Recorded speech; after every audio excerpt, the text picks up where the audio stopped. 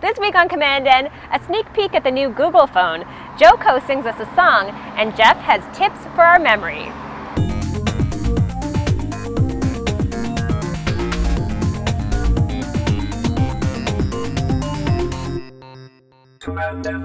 Welcome to episode 146 of commandN. I'm Amber. I'm Will Pate.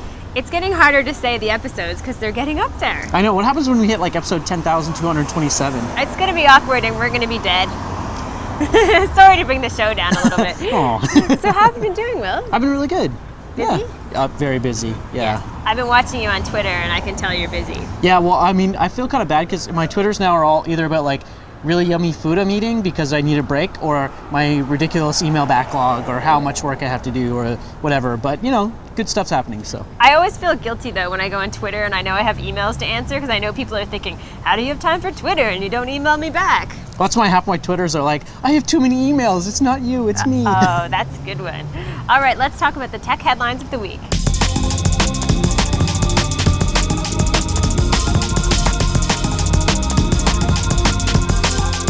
Our first headline this week is about iPhone ads. In the UK, they have banned a series of iPhone ads because what happens in the ad is they talk about the iPhone being the perfect device to browse all of the internet. But as we know, the iPhone won't allow you, when you're using Safari, to browse any sites that are Java or Flash, and therefore people have actually complained to the Advertising Bureau in the UK and said that it's not true what they're saying. So unless Apple decides to change what they're saying in the ads have all been pulled.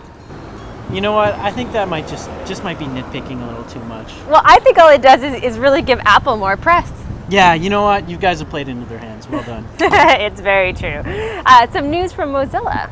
Yes, well, Mozilla's actually launched this really cool tool in Mozilla Labs. It's called Ubiquity. And this is, we don't talk a lot about like new kind of stuff that's just launched or isn't really ready for prime time yet, but this is so cool, I had to cover this one. So Ubiquity is a tool that allows you to kind of talk to your browser. You type in stuff you want it to do. So you're like, you know, book me a flight next Wednesday to Boston and put me up in a hotel, nothing less than 4 stars. And it goes away and does it and comes back for you, as opposed to having to go to Expedia and then the airline site and look at all this stuff. It kind of like, it uses the browser to be that kind of master negotiator between you and all these different sites that may or may not have APIs together. So they've got stuff like Yelp and Google Calendar and some of the big search sites in there already. Really interesting. I'd love to see where they take it and maybe how they do it with a GUI someday. But I just thought it was so cool. I think check out the video, try it yourself, and let us know what you think. Do what I want, zoom in, find the map I want, click Insert Map into Page. This is a user-generated mashup that takes advantage of the power of language and open APIs. Russia has been in the news lately for not such great things that have to do with Georgia, but some interesting news on the tech front out of Russia. Russia has the fastest growing internet population, believe it or not. Wow. In the past year, it has grown 27%, which is the highest among all of the countries in Europe. Now, keep in mind, this still only means that only 14% of the population in Russia is online, so there's still a lot of room for growth. So they're still in a big growth stage right now. Yeah, they really are, but I find it kind of fun because I have mentioned this all the time on the show in terms of watching what's happening in other countries, because too often we're very North American centric and you just find out what's happening here, and it's good to branch out. You gotta be global. You gotta be global, but speaking of global, now we're going to go into some US political news and the Xbox. Yeah, so this is more US focused and more youth focused. I thought this was a really interesting story. Xbox is allowing people to register to vote on Xbox Live. I think it's a great way to engage young folks to get registered to vote. I think if you're young and you watch commandN and you're in the States, register to vote, go vote. I don't care who you vote for, just go do it. They're actually partnering with Rock the Vote on this, and they're a great organization that tries to get young folks to get out and vote. And I think, you know, more power to them. So. That's very exciting. I've been paying way too much attention to American politics, I have to say. I have too. It's eating up my life. It's fun though. It's fun. It's a blood sport. It sure is.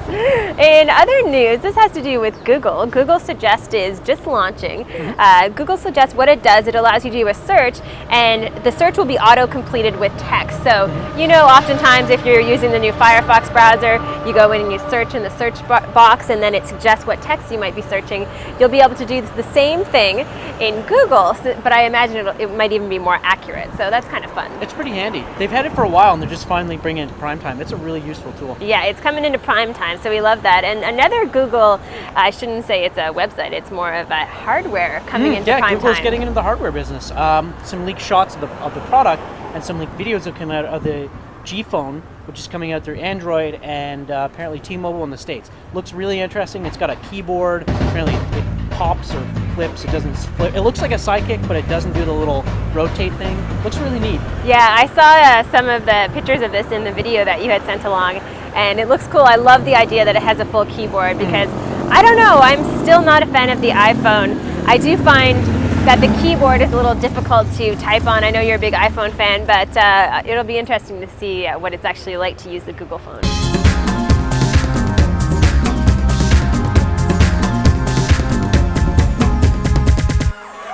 You're a bit of a hero for Pics.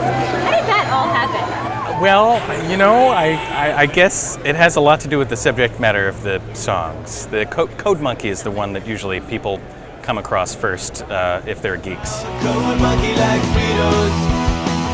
Code Monkey like Tab and Mountain Dew. Code Monkey, very simple man. Which is about sort of a sad, schlubby software writer who hates his job and loves the receptionist but can't talk to her. In the past, I've had trouble talking to girls, that's certainly true. But I'm married now, so I don't need to talk to girls. All we want to do is eat your brains. And that's the whole part, so it's very easy. I'm overwhelmed by the number of people who have created stuff based on the music, whether it's videos, This job fulfilling in creative way. artwork, or covers, or mashups, or whatever. Like people are always doing crazy stuff and spending like amazing amounts of time, like claymation. Like people have made claymation music videos to my music, which just blows me away. Big, warm, fuzzy, secret heart. It's like if you have more time than money, I would prefer you steal it, you know? But if you have more money than time, you're likely to just buy it anyway.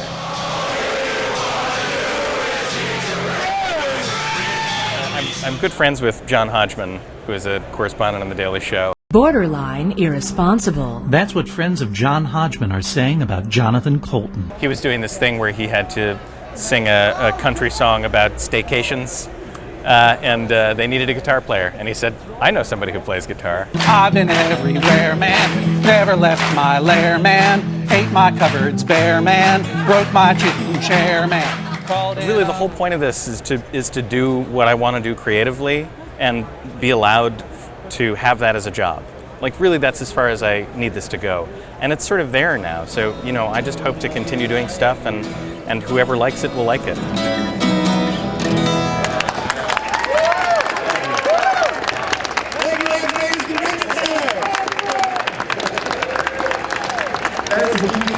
That's become our song. Thank you. We love this. Thank you.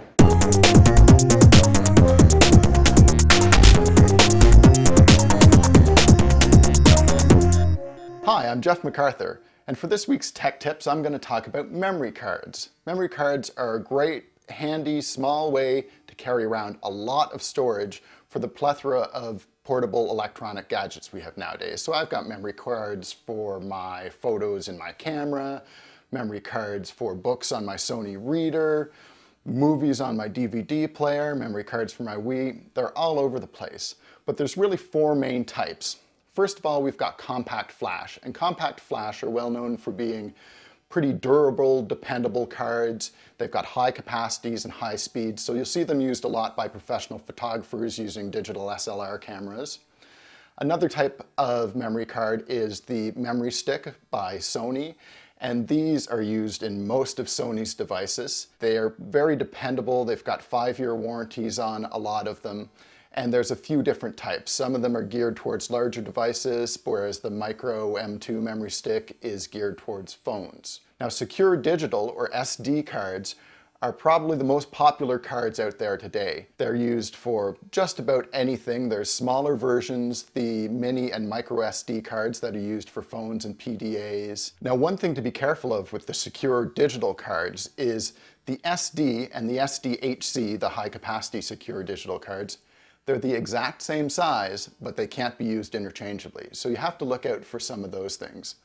A lot of these different cards, like memory stick and SD cards, come with adapters to make them backwards compatible with older formats, which is very handy as well. There's also the XD card, which is generally a more expensive card. It's used a lot in Fuji and Olympus cameras. Fuji and Olympus are the companies that co-developed this. So how do you decide which card you want to use? First of all, you have to consider the device you're using. It will probably have a limited number of cards that can be used in that device. A lot of devices, it's only a single type, whereas my LG DVD player, it lets you use, I think, 8 different types. So look at your documentation, see what types it can use. Then you want to look at the size of the card you want. And that's obviously a huge price factor depending how big the card is. And cards are getting pretty big nowadays. A lot of the packaging on these cards, and maybe the packaging with your device such as a camera, will show you things like the capacity broken down by what you're going to be doing with the card. So if it's for your camera, if you have a certain megapixel size camera, it'll tell you you can have this many photos on the card at a certain resolution, and there's a bunch of different factors that intermingle there. And then finally, you might also want to consider the speed. If you're doing a lot of rapid fire shooting with your camera or need really fast transfer times, then you'll want to consider speed as well. So that's just a quick little primer on how to get the most out of memory cards, and I'm sure you'll have an opportunity to use them in, again, so many devices out there today that use them. I'm Jeff MacArthur. That's all for this week. Enjoy.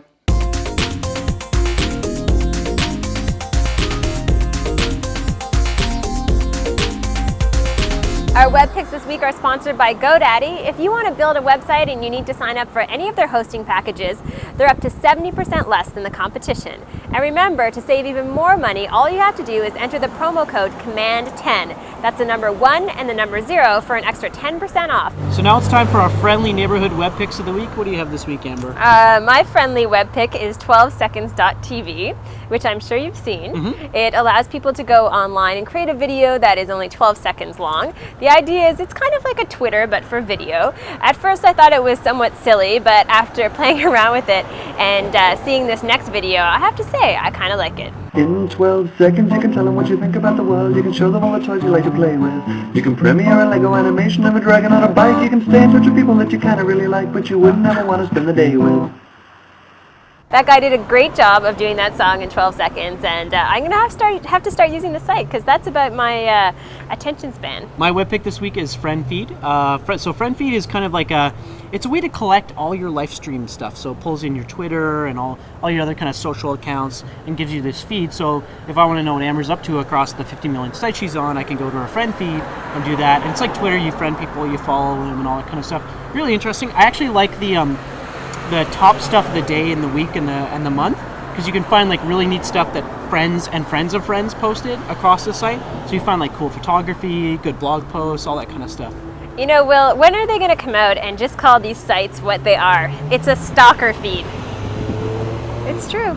Yeah, but would you ever sign up for stalkerfeed.com though? Oh, I would, Will. Only if you're on the list.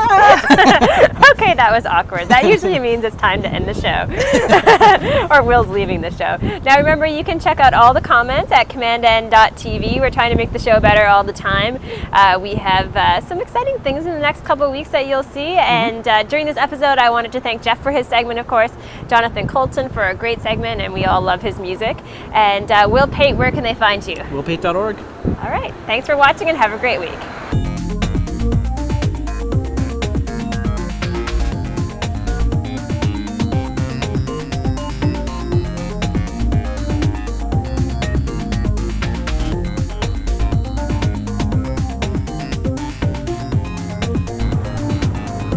Stop there because then Chris is going to... Should we count down 12 seconds so it's realistic? Or does it matter?